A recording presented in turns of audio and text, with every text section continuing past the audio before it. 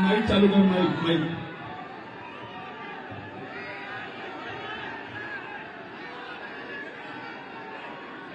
भारत माता की, भारत माता की, भारत माता की, वंदे वंदे वंदे। भारतीय जनता पार्टी सूरत महानगर के अध्यक्ष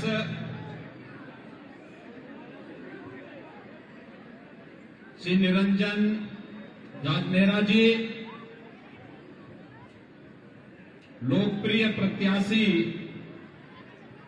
श्री संदीप भाई देसाई जी,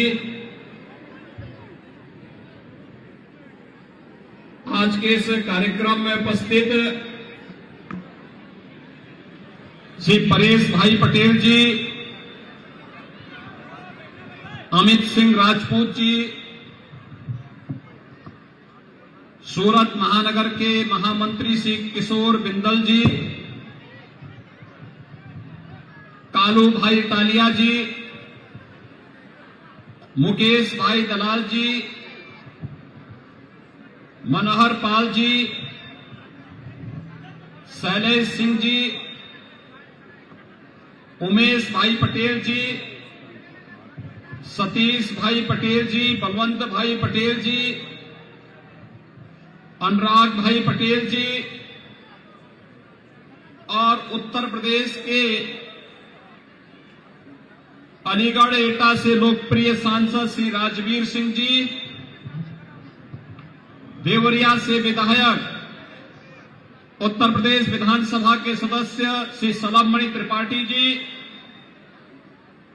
लोकप्रिय सांसद और मुंबई के पूर्व पुलिस कमिश्नर श्री सत्यपाल सिंह जी, भारी संख्या में आज की इस चुनावी सभा के कार्यक्रम में उपस्थित इस विधानसभा क्षेत्र से जुड़े हुए सभी उपस्थित भाइयों बहनों, मैं गुजरात के आर्थिक राजधानी कही जाने वाली सूरत की इस धरती को नमन करते हुए आप सभी का हृदय से अभिनंदन करता हूं।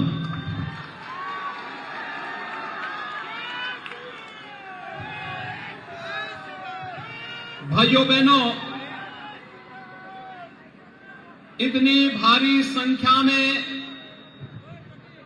एक छोटी सी सूचना के आधार पर चुनाव प्रचार कार्यक्रम का शुभारंभ करने के अवसर पर आप सबकी उपस्थिति इस बात को प्रदर्शित करती है कि जैसे हर भारतवासी के मन में प्रधानमंत्री मोदी जी के प्रति अथाह सम्मान का भाव है, उन्हें हर भारतवासी भारत के गौरव के रूप में सम्मान देता है,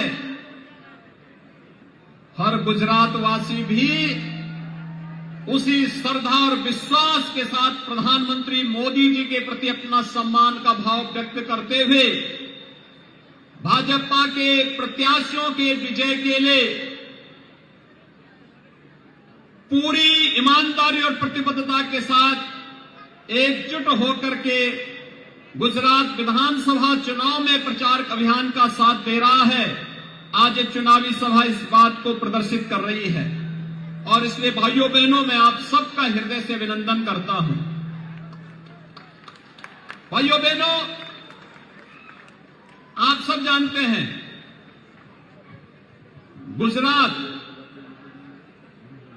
गुजरात तो वैसे भी देश का गौरव है।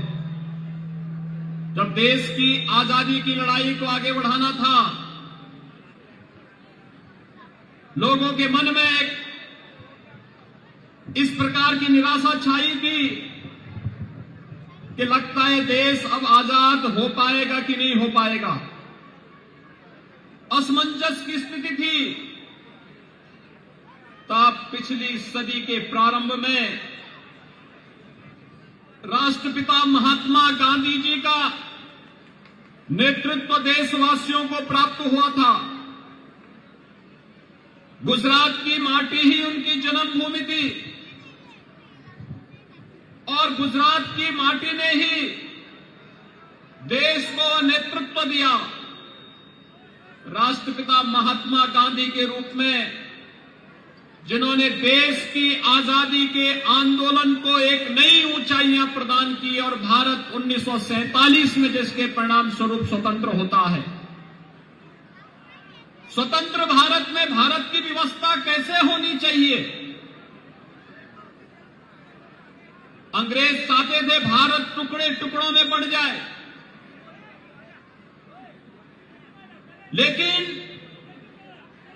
इसी माटी के सपूत सरदार वल्लभ भाई पटेल ने अपनी दूरदर्शिता, दृढ़ इच्छा शक्ति के बल पर 563 से अधिक रियासतों को एकजुट करके वर्तमान भारतीय गणराज्य को एक मजबूती प्रदान करके एकात्मता के सूत्र में बांधने का कार्य किया था।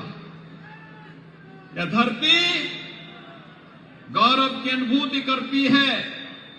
दुनिया के सबसे लोकप्रिय नेता के रूप में प्रधानमंत्री मोदी जी के यशस्वी नेतृत्व पर, भाइयों बहनों, हम सब जान रहे हैं आज पूरी दुनिया के अंदर सबसे लोकप्रिय राजनेता के रूप में, सबसे दूरदर्शी नेता के रूप में अगर कोई एक व्यक्तित्व वर्तमान में जाना जा रहा है तो वह इसी गुजरात की धरती के सपूत हैं, भारत के यशस्वी प्रधानमंत्री श्री नरेंद्र मोदी जी। हर भारतवासी उन पर गौरव की अनुभूति करता है और मोदी जी के नेतृत्व में आज जिस भाव के साथ भारत आगे बढ़ रहा है, आपने 3 दिन पहले इंडोनेशिया के बाली में प्रधानमंत्री मोदी जी के हाथों में दुनिया के 20 ताकतवर देशों का G20 के नेतृत्व को प्राप्त करते हुए देखा होगा। हर भारतवासी गौरव की अनुभूति कर रहा है कि पहली बार G20 का नेतृत्व भारत के पास आया है। भाइयों बहनों, दुनिया के वे सभी ताकतवर 20 ताकतवर देश हैं जिन 20 ताकतवर देशों के पास दुनिया का 80% संसाधन है और उसका नेतृत्व अगले 1 वर्ष के अंदर भारत करेगा। प्रधानमंत्री मोदी जी के मार्गदर्शन और नेतृत्व में दुनिया की पूरी रणनीति तय होगी। हर भारतवासी गौरव की अनुभूति करता है। भाइयों बहनों, हम लोगों ने आजादी के आंदोलन को नहीं देखा। 15 अगस्त 1947 को जब ये देश स्वतंत्र हुआ था, तब हम लोगों ने इस देश की आजादी के जश्न को नहीं देखा और कांग्रेस की जो फितरत थी वह आजादी के या किसी भी उत्सव में देशवासियों को कभी साथ लेकर के नहीं चली है। लेकिन जब आजादी का 75 वर्ष पूरा हुआ, आजादी के अमृत महोत्सव के कार्यक्रम के साथ प्रधानमंत्री मोदी जी ने पूरे देशवासियों को जोड़ने का काम किया। हर घर तिरंगा लगा करके हर भारतीय के मन में राष्ट्रीयता का भाव पैदा करने का कार्य भी प्रधानमंत्री मोदी जी ने किया है। हर भारतवासी गौरव की अनुभूति कर सके अपनी देश की आजादी के अमृत महोत्सव पर। यह गौरव की अनुभूति भी कराया है प्रधानमंत्री मोदी जी ने। और भाइयों बहनों, मैं यही कहने के लिए आया हूं कि जो कार्य कभी नहीं हुआ, आप याद करिए 2019 में एक स्लोगन दिया था भारतीय जनता पार्टी ने कि मोदी है तो मुमकिन है। और भाइयों बहनों, आपने देखा होगा केवल यह एक स्लोगन नहीं था, एक वास्तविकता भी थी। जो काम 500 वर्षों में नहीं हो पाया, जो कार्य कांग्रेस 55 वर्षों में नहीं कर पाई, अयोध्या में भगवान श्री राम के भव्य मंदिर के निर्माण के इस कार्यक्रम को प्रधानमंत्री मोदी जी ने दृढ़ इच्छा शक्ति और अपनी दूरदर्शिता के कारण सारी समस्याओं का समाधान करते हुए 5 अगस्त 2020 को स्वयं अयोध्या करके भगवान राम के भव्य मंदिर निर्माण कार्यक्रम का शुभारंभ भी कर दिया। अयोध्या में भगवान राम का भव्य मंदिर का निर्माण भी हो रहा है और मैं आपका आभारी हूं कि सूरत के वस्त्र व्यापारियों ने, अग्रवाल समाज के लोगों ने अयोध्या में राम मंदिर के लिए सबसे पहले डोनेशन भी भेजा था निर्माण के लिए। भाइयों बहनों, 2023 के अंत तक जब अयोध्या में भगवान राम का भव्य मंदिर का निर्माण होगा और रामलला अपने मंदिर में विराजमान होंगे तो अयोध्या में भगवान राम का भव्य मंदिर भारत का राष्ट्र गौरव का प्रतीक बनेगा, इसमें कोई संदेह नहीं होना चाहिए। आज काशी में काशी विश्वनाथ धाम ये प्रधानमंत्री मोदी जी के विजन का परिणाम, उनके नेतृत्व और मार्गदर्शन का परिणाम है।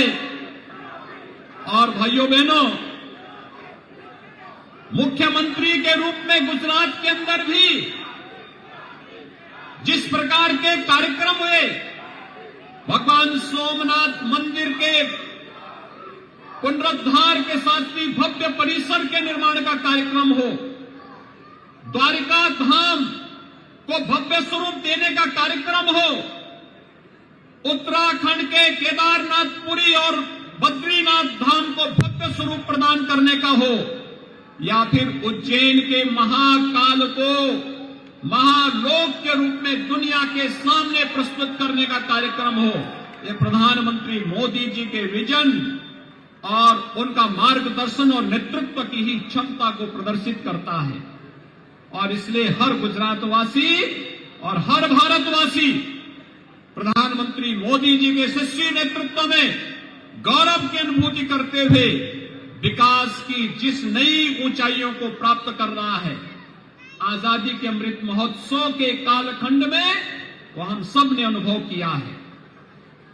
जो ब्रिटेन हम पर 200 वर्षों तक शासन किया था, भाइयों बहनों, आजादी के 75 वर्ष पूरे होने के अवसर पर प्रधानमंत्री मोदी जी ने भारतवासियों को इस गौरव की अनुभूति कराई कि उस ब्रिटेन को पछाड़ करके भारत दुनिया की 5वीं अर्थव्यवस्था भी बन गया है। और इसलिए आज मैं आपके पास आया हूं अपील करने के लिए कि भाइयों बहनों, कोरोना कालखंड में आप सबने देखा होगा, कोरोना कालखंड में सभी राजनीतिक दल, कांग्रेस रहे हो, कोई अन्य दल रहे हो, ये राजनीतिक दलों के लोग कोई घर के बाहर नहीं निकला। प्रधानमंत्री मोदी जी की प्रेरणा से उस समय भारतीय जनता पार्टी ने एक संकल्प लिया था कि सेवा ही संगठन है। प्रधानमंत्री मोदी जी ने ये मंत्र दिया था, जान है जहान है। प्रधानमंत्री मोदी जी ने प्रेरणा दी जीवन भी और जीविका को बचाने की, और प्रधानमंत्री मोदी जी की प्रेरणा से, उनके मार्गदर्शन और नेतृत्व में ही उस समय जो जहां है वहीं, जहां बीमार है वहीं उपचार है, यह भी मोदी जी ने ही प्रेरणा दी। और भाइयों बहनों, फ्री में टेस्ट, फ्री में उपचार, फ्री में वैक्सीन और 80 करोड़ लोगों को फ्री में राशन देने का काम भी दुनिया के अंदर, केवल भारत के अंदर ही हुआ है। दुनिया के अंदर बड़ी से बड़ी ताकतें कोरोना के सामने पस्त थी, लेकिन अकेले भारत लड़ता रहा, कार्य करता रहा। अकेले भारत दुनिया को नेतृत्व देता रहा। ये कमाल की नेतृत्व की क्षमता, ये अद्भुत है, अविस्मरणीय है, अनुकरणीय है दुनिया के लिए। और इसीलिए आज आपके बीच में मैं आया हूं आपसे अपील करने के लिए। कुछ लोग बोलते हैं कि वे जादूगर हैं, और भाइयों बहनों, जादू कभी वास्तविक नहीं होता है।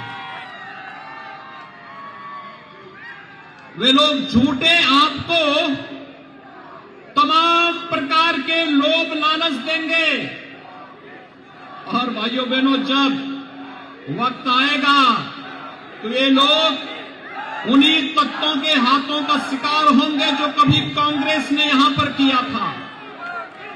भाइयों बहनों, आप भूले नहीं होंगे, कांग्रेस के समय में गुजरात रहा हो या देश रहा हो, पूरा देश आतंकवाद की चपेट में आया,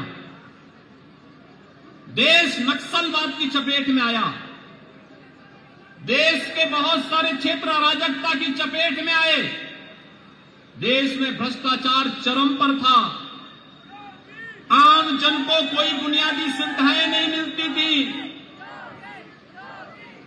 कोई सुनवाई नहीं होती थी, माफिया राज था, अलग अलग प्रकार के माफिया व्यवस्था पर हावी होकर के सामान्य नागरिकों का, व्यापारियों का, गरीबों का, नौजवानों के जीवन के साथ खिलवाड़ करते थे। गुजरात में प्रधानमंत्री मोदी जी का नेतृत्व प्राप्त होने के साथ ही जिस प्रकार का सुशासन, सुरक्षा और समृद्धि के नए नए पायदान और प्रतिमान स्थापित हुए हैं, वह किसी से छुपा हुआ नहीं। गुजरात एक मॉडल बना, वह मॉडल विकास का था, वो मॉडल सुरक्षा का था, वो मॉडल समृद्धि का था, वो मॉडल सुशासन का था, और वह मॉडल माफिया राज की समाप्ति के साथ ही वह मॉडल बना जिसने आतंकवाद और अराजकता पर राष्ट्रवाद की विजय के फलस्वरूप गुजरात को दुनिया के सामने एक मॉडल स्टेट के रूप में प्रस्तुत किया। और ये आज गुजरात के इस मॉडल को पूरे देश के अंदर लागू करते हुए जो कार्य आज हो रहा है, आपका सूरत स्मार्ट सिटी मिशन में नंबर 1 पर अगर है तो प्रधानमंत्री मोदी जी के विजन और उनके मार्गदर्शन का परिणाम है। भाइयों बहनों, सूरत न केवल वस्त्रोद्योग के लिए, मैं देखता हूं गोरखपुर में भी और पूर्वी उत्तर प्रदेश में, बिहार में, नेपाल में सूरत की साड़ियां और सूरत से बने हुए वस्त्र हर व्यक्ति पसंद करता है। वस्त्रोद्योग का केंद्र है और दुनिया का डायमंड प्रोसेसिंग का भी एक हब सूरत बन गया है। फर्टिलाइजर, केमिकल और पेस्टिसाइड का एक केंद्र बनकर के उभरा है। और सूरत महानगर पालिका ने भी विकास के जिन कार्यक्रमों को लेकर किया है, सूरत में और गुजरात में, भाइयों बहनों, अब डबल नहीं ट्रिपल इंजन की सरकार कार्य कर रही है और उसका लाभ भी उसी रूप में मिलता हुआ दिखाई दे रहा है। बुलेट ट्रेन की स्पीड से आगे बढ़ रहा है। और भाइयों बहनों, जब भी इस स्पीड में ब्रेकर का काम करने वाले जादूगर आएंगे तो भाइयों बहनों, आवश्यक है हमारे सभी जागरूक नागरिकों को इसके प्रति सतर्क रहना होगा। और मैं इसीलिए कहने के लिए आया हूं, आपने देखा होगा उत्तर प्रदेश में भाजपा की सरकार आने के पहले किस प्रकार की अराजकता थी। 5 वर्ष में 700 दंगे हुए थे यूपी में 2012 से 17 के बीच में, जब दूसरे विपक्षी दलों की सरकार थी। और 2017 के बाद उत्तर प्रदेश में भारतीय जनता पार्टी की सरकार आने के बाद एक भी दंगा नहीं हुआ। आज वहां दंगा नहीं होता है, आज वहां कोई माफिया नहीं है, आज वहां कोई गुंडागर्दी नहीं है, आज वहां पर कोई मां किसी बहन बेटे की इज्जत के साथ खिलवाड़ नहीं कर सकता है। और अगर करता है तो भाइयों बहनों, यूपी का बुलडोजर भी तैयार रहता है।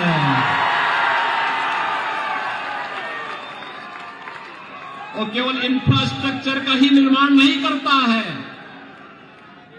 माफिया की काली कमाई पर भी उसी स्पीड के साथ चढ़ता है जिस स्पीड से सड़क बनाने का काम करता है, एयरपोर्ट का निर्माण का कार्य करता है। और इसीलिए आप सबसे मैं अपील करने के लिए आया हूं, भारतीय जनता पार्टी ने आज गुजरात के अंदर जिस प्रकार के कार्यक्रमों को आगे बढ़ाया है, प्रधानमंत्री मोदी जी का नेतृत्व है, भूपेंद्र भाई पटेल का गुजरात के अंदर नेतृत्व है, हेमाली बेन बोदावाला यहां की महापौर के रूप में कार्य कर रही हैं, उनके साथ भाजपा के पार्षद और पूरा यहां का सदन विकास के कार्यक्रमों के साथ जुड़ा हुआ है। ये ट्रिपल इंजन बुलेट ट्रेन की तर्ज पर विकास की प्रक्रिया को आगे बढ़ा सके, इससे आवश्यक है कि यह लगातार इसी रूप में आगे बढ़ना चाहिए। भाइयों बहनों, मैं आपसे पूछना चाहता हूं, आतंकवाद की जड़ कश्मीर में धारा 370 कांग्रेस की देन थी। क्या कांग्रेस कश्मीर में धारा 370 को हटा पाती? आपको लगता है आम आदमी पार्टी हटा पाएगी? और क्या अयोध्या में राम मंदिर का निर्माण ये लोग कर पाते? क्या ये लोग सुरक्षा देने में सफल हैं? भाइयों बहनों, न ये सुरक्षा दे सकते हैं, न ये लोग देश को समृद्धि दे सकते हैं, न नौजवानों को रोजगार ही दे सकते हैं, न ये लोग इंफ्रास्ट्रक्चर डेवलपमेंट में कोई कार्य ही कर सकते हैं, और न आपकी आस्था को सम्मान ही दे सकते हैं। तो फिर इनको चुनना ही क्यों है? और इसीलिए तो आपसे कहने के लिए आया हूं, भारतीय जनता पार्टी ने श्री संदीप भाई देसाई को अपना प्रत्याशी बना करके आपके बीच में उतारा है। संदीप भाई देसाई को चुनाव जिता करके भेजेंगे ना? सभी लोग, सभी तैयार हैं? भाइयों बहनों, सभी लोग तैयार हैं? एक कर्मठ और पुराना कार्यकर्ता कैसे भारतीय जनता पार्टी अपने एक एक कार्यकर्ता के सम्मान को आगे बढ़ाने का कार्य करती है। बूथ स्तर का कार्यकर्ता शीर्ष पदों पर जा सकता है, और यह भारतीय जनता पार्टी ही कर सकती है। यह परिवारवादी पार्टी नहीं, ये जातिवादी पार्टी नहीं, यह राष्ट्रवादी पार्टी है, पूरे देश को परिवार मानने वाली पार्टी है। और इसीलिए भाइयों बहनों, मैं आज आपके बीच आया हूं, संदीप भाई देसाई भारतीय जनता पार्टी के प्रत्याशी के रूप में आपके बीच में इस 84 विधानसभा सीट पर कमल चुनाव चिन्ह के साथ आपके बीच उपस्थित हुए हैं। कमल चुनाव चिन्ह पर आप सभी लोग वोट देंगे। भाइयों बहनों, एक जिम्मेदारी आप सबके ऊपर, पिछली बार भी मैं आया था इस विधानसभा सीट पे, और मैं आपका आभारी हूं कि आपने कमल चुनाव चिन्ह को तब भी अपना समर्थन और अपना आशीर्वाद दिया था। और मेरी आप सबसे अपील है, पिछली बार से भी 1.5 गुना से अधिक वोटों से संदीप भाई जीते, इसके लिए आप सब तैयार है ना? और ये तभी हो पाएगा जब आप में से हर मतदाता, हर भाई बहन स्वयं संदीप भाई देसाई बनकर के घर घर मतदान करने के लिए लोगों को प्रेरित कर सके। सब लोग तैयार हैं? सभी तैयार हैं? जहां तक मेरी आवाज जा रही है, दोनों हाथ उठा करके थोड़ा बोले, मुझे आश्वस्त करिए। सभी लोग तैयार हैं? तो फिर मेरे साथ बोलेंगे, भारत माता की, भारत माता की, भारत माता की जय श्री राम, जय जय श्री राम, जय जय श्री राम।